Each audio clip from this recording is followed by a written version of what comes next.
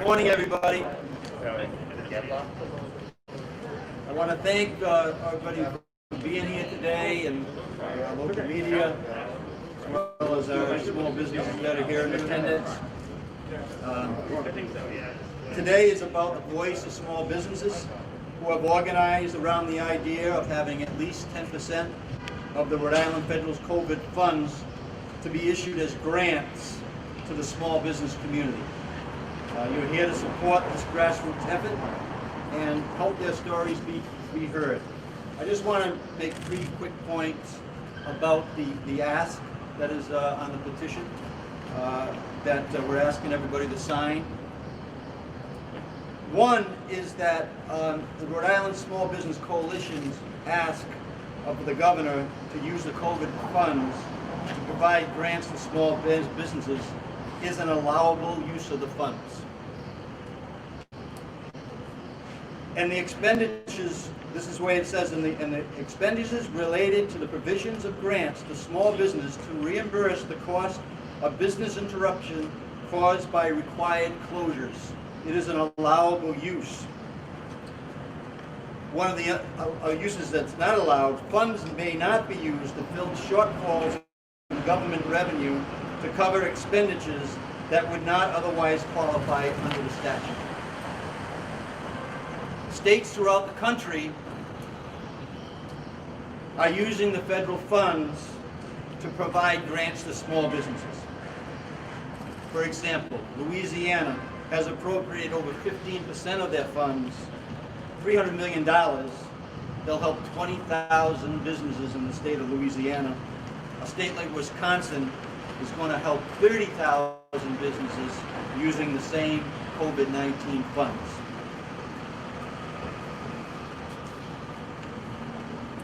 Editorials are going around the state, time to save small businesses. What are we doing to help small businesses? What are we doing to help them survive? Today I want to introduce a few of the businesses that we've been working with that basically tell the story of businesses throughout the state of Rhode Island. We picked this location, which is a side street where a small business is located, many small businesses, because this is not just a barbershop. This is not just Jen's barbershop. This is her life. This is her dream. This is her area where she helps support her family, helps support the vendors that do business with these businesses. So, I want to bring up Chris Creasy, please, founder of Trailblazers Marketing in Providence, and one of our organizers on the rismallbusiness.org. And those who would like to sign the petition, they can go to rismallbusiness.org/petition. Chris, please come up and say a few words. Thank you.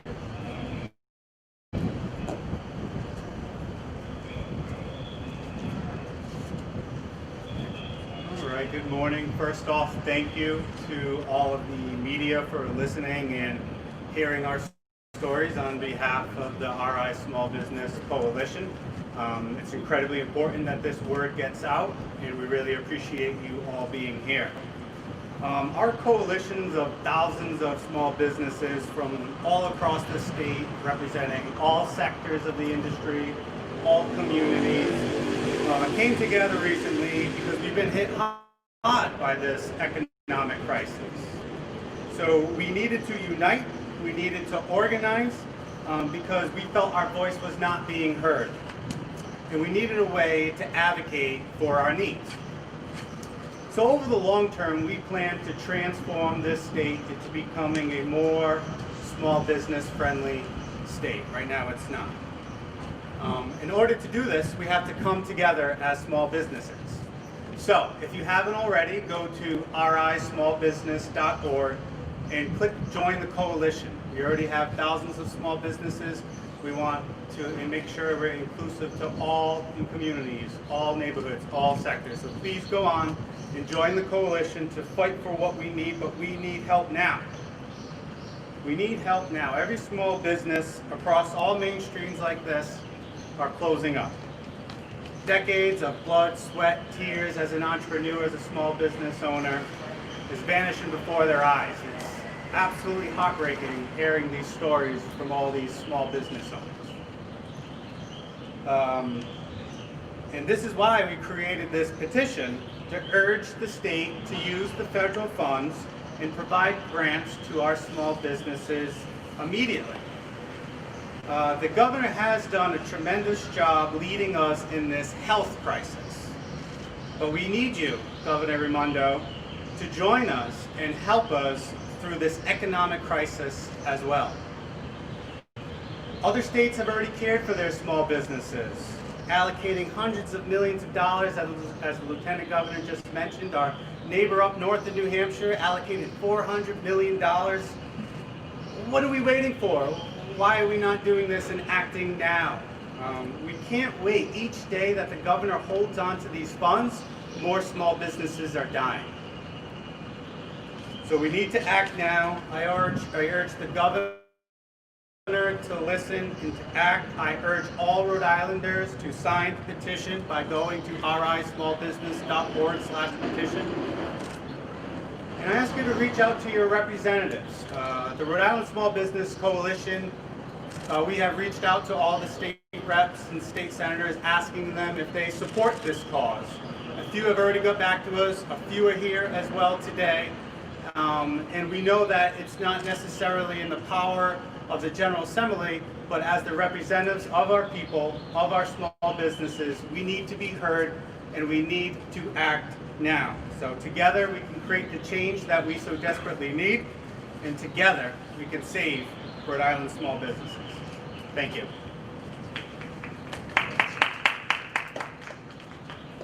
Thank you, Chris, and all the speakers will be here afterwards if there's anybody who'd like to ask them some questions.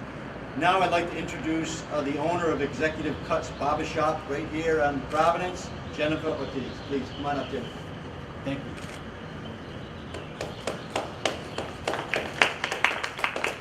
Hi everyone, thank you for coming. I'm honored to be hosting this today. I'm Jennifer Ortiz. I am a first-generation Latina, born and raised in Providence, Rhode Island. My mother, sitting inside, is from Guatemala. My dad was from Colombia. I just celebrated 25 years of marriage, and I have a 12-year-old son. I opened my first business in 2004, just a couple of blocks away from here.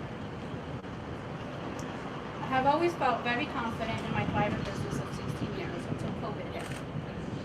During quarantine, I acquired 6 safety certificates in sanitation improvements.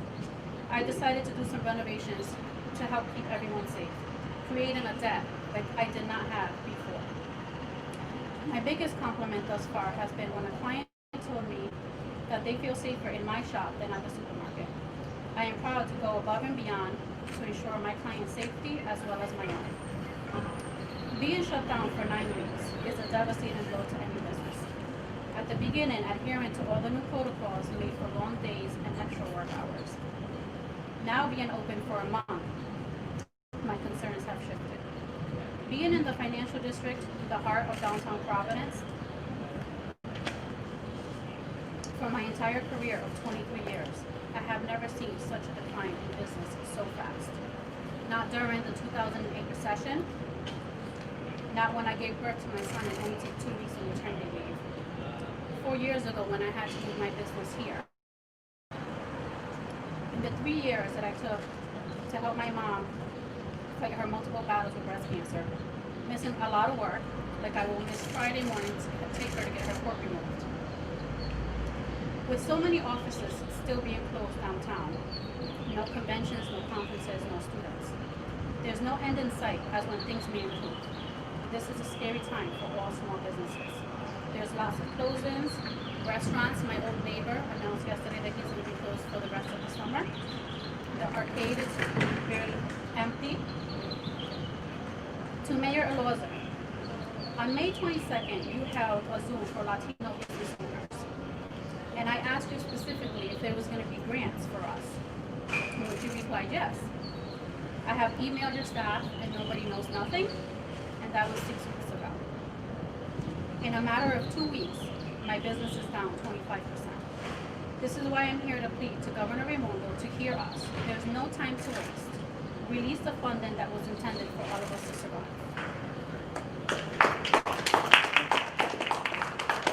Jennifer, thank you, and thank you for hosting, and thank you for putting the X's down on the ground there to make sure that we're following all the rules, so that, Jennifer, thank you so much for your leadership on this. I'd like to introduce now Judah Boulay. He's the owner of No Risk CrossFit in Smithfield. So Judah, come on up and say a few words, please.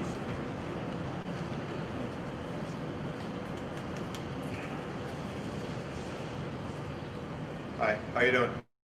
My name is Judah Boulay, and I own Northern Rhode Island Strength and Conditioning, and No Risk CrossFit and No Risk CrossFit Performance located in Smithfield, Rhode Island.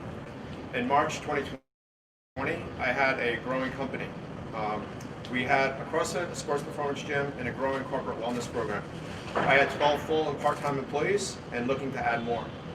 Then we were forced to shut down by the governor to ensure the health of the state. My business, like all of the businesses in our sector, the financial impact this mandatory shutdown had on us was extremely detrimental, not only to the financial health of our businesses, but also on the financial, mental, and physical health of our own persons who run these and live off of these businesses. Personally, since the shutdown, my business has had to reduce employees, cut program offerings, and our projected revenue loss for 2020 is something that is hard to swallow. We did what was right for the collective good of the state and the citizens in it to shut our doors and help stop the spread. Governor Raimondo, not once when you asked us to close our doors did you say we would potentially be sacrificing our hopes, dreams, passions, and financial liquidity. You asked to do what was right for the greater good for 2 weeks, then 1 month, then 2 months, and then more. We were closed. Some businesses in my sector closed their doors for good during this time. Others unfairly took on more debt to them to hold them through to the unknown. Many of us made it to the reopening. However, when we were allowed to reopen, the restrictions in place made it impossible to generate enough revenue, and more businesses closed. And in the coming months, without help, many others will shut their doors for good as well. You may see a gym, a yoga studio, or a CrossFit place, but I see hopes, dreams, and passions. I see blood, I see sweat, I see tears, and more sacrifice than anyone not in our situation can imagine, just to keep our doors open. You may see a barbershop, a restaurant, or a tea store, but I see pillars of the community who want to use their businesses and the resources from their businesses to help their communities grow. We did our part. We were called to flatten the curve.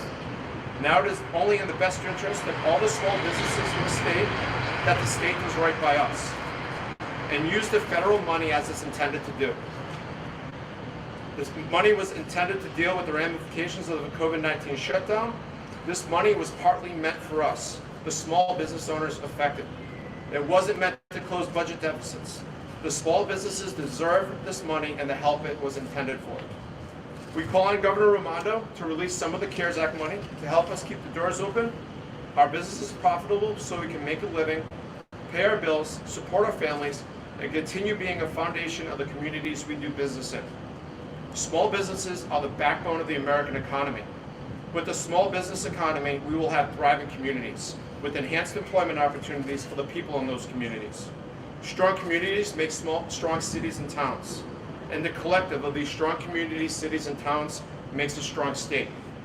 Small businesses throughout the state, please join the coalition at RhodeIslandSmallBusiness.org and advocate for our small businesses. And Governor Raimondo, the time to act is now. Each day you delay, more businesses close their doors. Give the small businesses in Rhode Island hope and release some of the CARES Act money to keep these small businesses open. Thank you.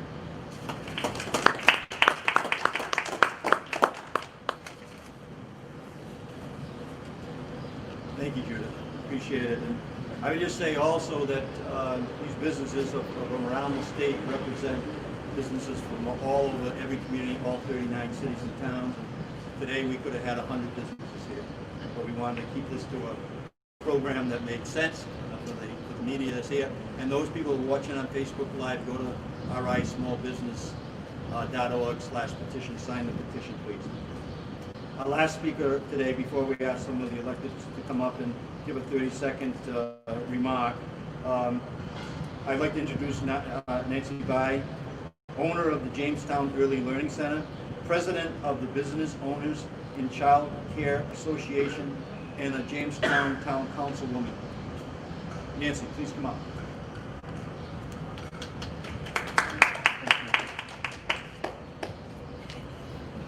Last but not least.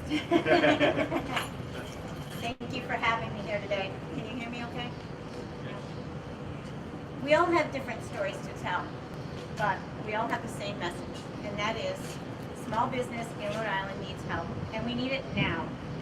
As the owner of a child care center and president of LOCA, I know what a toll the pandemic has taken on our industry. We were closed for 3 months, no income, no guarantee of families returning, and employees that were making more money collecting unemployment insurance than if they were working for me. We applied to reopen and were approved with a 20-page plan. But I do know for a fact that only 71% of all licensed child care providers in the state did apply to reopen. Families were uneasy about returning, the staff are making less working, and are worried about being sick. At this rate, it will take years, and I'm not exaggerating, but it will take years for us to recover. The government announced, Governor Raimondo announced last week that she's setting aside $5 million for child care providers. As of now, we still don't know what that means. We don't know who is going to get that money. We don't know what the criteria is for applying for that money. We're just hoping for the best. We also know that there are 900 of us out there, so that are going to be splitting that money. I contacted over the course of the Governor Raimondo's office, Senator Jack Reed's office. I never heard back from anybody. I watched all the news conferences. I did what I was supposed to do. And it wasn't until somebody told me about the virtual town meeting that Lieutenant Governor was putting on, it became my lifeline. And I watched it constantly, and I watched the people that he had on there, and I listened to the Mark from the Small Business Administration, Matt from DLT, and they got me through. And listening to other business owners as well. I want to thank you, and it's really important to sign the petition, and it's really important that we stick together and have our voices heard. Thank you. Thank you. Thank you. And yes, and before the dollars evaporate and get put to one area like the child care and maybe a piece over here, a piece over there, let's do a large amount of dollars as other states have, Governor, and put those dollars in the pockets of the small businesses throughout the state of Rhode Island. Let's not pick winners and losers. Let's spread them across the board to each and every business that we possibly can serve. Finally, I'd just like to invite a couple of the reps to come up, and Senator Palmer start off. Just give us a 30-second type of why you're signing the petition, why you're supporting these small businesses, and then we'll go to Rep. Lombardi, and then we'll go to Senator Bell. Okay? Thank you, Senator. Well, Governor, thank you very much. Thank you for being a leader with small businesses, and it's great to be a part of the journey that you've had since March. I think I've been on each of your calls, bi-weekly calls, and down to one a week. Since then, I signed the pledge. I signed the petition. I think I was number 118 or 117. I think it's up over a couple of thousand now. It's the right thing to do. Categorically the right thing to do. I represent District 12, all of Middletown, all of Little Compton, part of Newport, part of Tiverton, and it's affecting small businesses in my neck of the woods as well. I was on a phone call with a small business just about every day. I was on a phone call with him on Sunday about a small business and the impacts they're seeing. He's signing the pledge and the petition, and he's getting it out to his friends, workers, etc. From a budget perspective, I serve on the Senate Finance Committee, where I have for the last 12 years. We're going to readdress the FY20 budget. That's closed. We're in FY21 now. We have a hearing this afternoon, another hearing on Thursday. We will address that as we move forward into the July-August timeframe. Do we expect money to come from the federal government with regards to closing the FY21 budget? Yes. Can we count on that? No. But all intents and purposes and everything we're hearing is expecting that the case. What we do today But what we don't do today will affect the budget of FY '22. July 1st of '21, that's the budget I'm concerned about right now. The small businesses that are here today, we need them. We need all the small businesses that are here today, because when we look at the budget that's going to begin July 1st of 2021, the FY '22 budget, it's all going to be dependent upon the work that we do today. With that, the time to act is now. Governor, thanks for your leadership. Look forward to supporting this moving forward, and we need to do it now. Thank you. Thank you, Senator. Representative Labate, come on up. Thank you very much for being here, and then we go to Senator Bell. And then Do you want to take Senator Bell first? Do you want to take Senator Bell? No, I'm good. That's good. Well, he's more important than me, so. Well, So thank you everyone for being here, invited guests. But I especially want to thank my dear friend, Jen, and her lovely mom. And this is the lifeblood. This is the lifeblood of the community. 90,000 plus small businesses. And I was looking at just a list of some of the people that have received either grants or low interest loans. Small companies, Wendy's, Taco Bell, Pizza Hut, some of the local ones, Brown University, Medicine, Cotty Corporation, Greystone and Lincoln, KVH, the Paw Sox. They really need it. Brown University, $3.2 billion on the side. What's the interest on that? Could you donate 1.1%, go back to the community? We could certainly use it. Just remember, a small grant, $10,000, $15,000, $20,000 will keep either someone working, you can buy supplies, you can pay your utilities. It's common sense. And oh, by the way, you should be able to get PPP money. Why not? I was reading the paper today. 420 new cases of potential evictions. 260 already in the pipeline. That's a potential of over about 700 people, families, that could be on the street. You may not think this is something. This is something. This is something great. So, the Rhode Island Coalition, the Lieutenant Governor, but more importantly, people like Jen, we need to keep them open. Besides, could you imagine a tall, dark, ugly guy like me? She has to keep me good looking. And if you ever knew what a task, that's right, Logan. That's right, it's a difficult job. But it's people like her that keep us all moving. Please, sign this petition. Call your rep. Call your senator. And by the way, Senator Bell and myself have sponsored a bill, business interruption.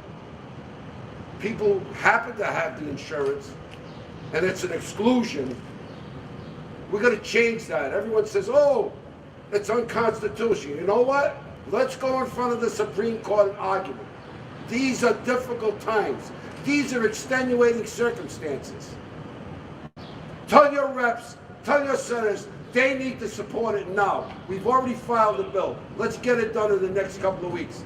Thank you so much, Jen. Lieutenant Governor, thank you. thank you, Rep. Yes, and Jen represents thousands of businesses, small businesses in the state of Rhode Island. And that's why we selected this place right here today. Senator Bell, please come on up and say a few words. Thanks, Senator.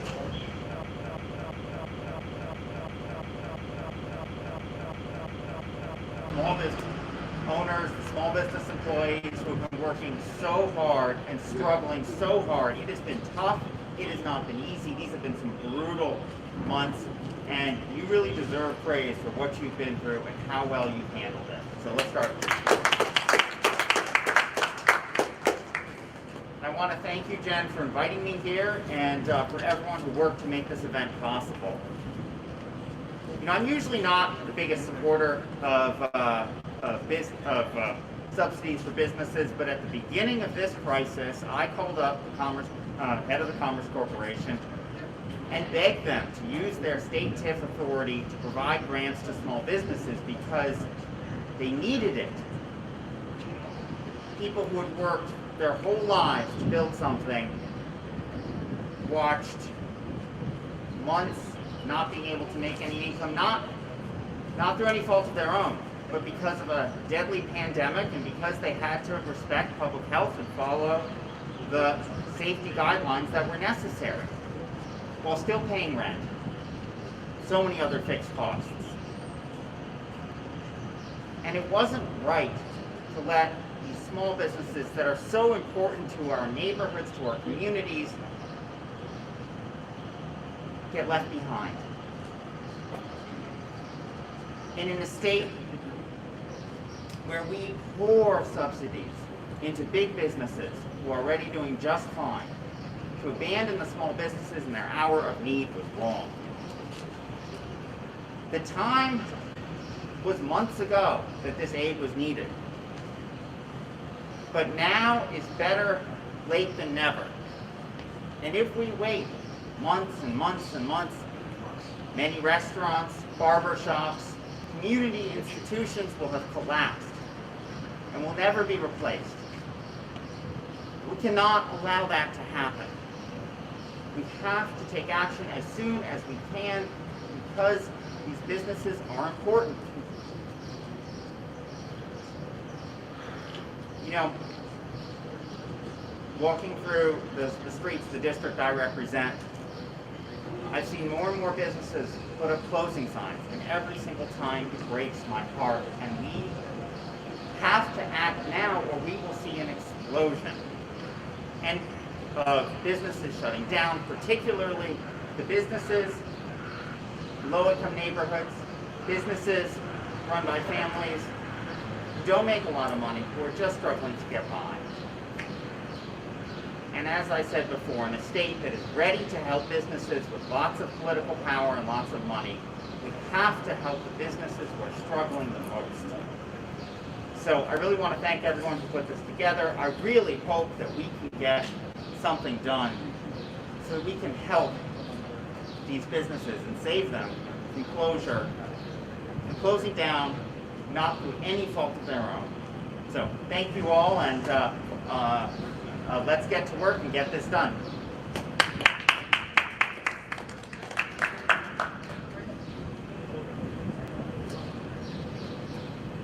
Okay, and finally, one of our local small business owners too would like to say a few words. So I'd like to bring up Dylan Conley. Come on up. And Dylan owns an attorney right around the corner, and he frequents this barber shop, I believe. I do. Yes. So come on up, Dylan, and just say a few words. Thank you. Thank you all. Hello, my name is Dylan Conley. I am a part of a small law firm. My wife and I own a couple, 3 families, and you know, when COVID hit, we were really scared, as many people were, as many small businesses were, about losses of revenue. And a portion of that has actually led me to run for Congress. And one of the things that I think is very important is we need to acknowledge that every time there's a downturn, it's an opportunity for large firms and small family businesses lose out. So if the governor isn't able to help small businesses bail out and deal with all these COVID issues, we're going to have a situation where large firms buy up more and more market share. So if we're not careful, if we don't reestablish the connections between employers and employees and increase discretionary spending in our communities, small businesses are going to lose out to large corporations once again. We need to be mindful that too big to fail is a marketing lie for golden parachutes. The real congressional truth is too small to care, and that needs to end. Thank you. And I want to just thank everyone who came today. Very important issue. We take questions, and of course, any of the small businesses that are here. All of the small business owners that we heard from today, had any of you applied for the payroll protection money? Did anybody receive it? You did. I did as well. Okay. So I guess the bigger, like, why is this necessary in light of all the other state and federal programs that exist already? Well, first of all, these are grants. Yes. All right, the PPP can be a grant. The EIDL loan is not a grant. So these are grants, and it's an allowable use. If you look, as I read earlier, you know, when I started off, this is an allowable use for the funds. It's right in the guidelines. The guidelines of those monies that were sent from the federal government to all the states said right in the guidelines that you could use these for grants to businesses that were forced to close to keep us safe. So yeah, there's many factors that we need to do. The PPP was fine. In some cases it worked. Many businesses in the state of Rhode Island who are not payroll intensive could not qualify for the PPP. So they've been left out in the cold. There's been many businesses who have not been allowed to open up for 3 months that have not, even if they received the PPP, right, but they didn't have staff there, so it didn't really offset any costs on it in a great way. So this is just one of the pieces that needs to be done, and it's an allowable use. I think I want to repeat that many, many times because other states are doing it. Other governors are appropriating hundreds of millions of dollars to help their small businesses. What have you heard from the governor as a reason why she hasn't allocated any of these funds? And before, in one of her briefings, she mentioned that in part it was because she wasn't sure if we were going to get more or not. What have you heard from her? Yeah, well, I'm hearing that, we're hearing that there's a belief that somehow that those funds could be used to replace revenues that have been lost by the state. But again, I want to repeat this. Right in the guidelines, it says you can't use those monies for that use. And that's why other states are figuring out how to use a portion of their dollars, right? And still, we're still talking about having $1 billion, $1.1 billion left in terms of dealing with the COVID-19. So that's the only reason that I've been hearing, as you've been hearing, that somehow you're going to use those monies and you're going to change the federal guidelines on those funds, the COVID-19 funds. That's not an allowable use. It specifically says right in the guidelines, you can't, I read it earlier, you can't use these funds to replace funding or funding to balance the budget. It's not allowable use. So that's why we need to do it now. It's been repeated many times by the businesses here. This is the time to act. Louisiana putting out $15,000 to over 20,000 businesses in Louisiana is going to help that state recover faster. Why isn't Rhode Island doing the same thing? What's your take on Ira McAfee and Seth McAfee's relationship with disgraced pedophile Jeffrey Epstein? I have no opinion on that. Today we're talking about sign the petition. Go to rismallbusiness.org/petition and support the small businesses in the state of Rhode Island. The media's not going to cover it because the media covered up the Epstein story in the first place. Any other questions? Do you have any questions of any of the small businesses that are here? And I want to thank the Providence Police Department here for making this work here today on this side street. Where businesses, small businesses throughout the state of Rhode Island are on small side streets like this. That's why we're here today. Is there any other questions that we might have of the small businesses here? All right, thank you very much for being here. I appreciate it.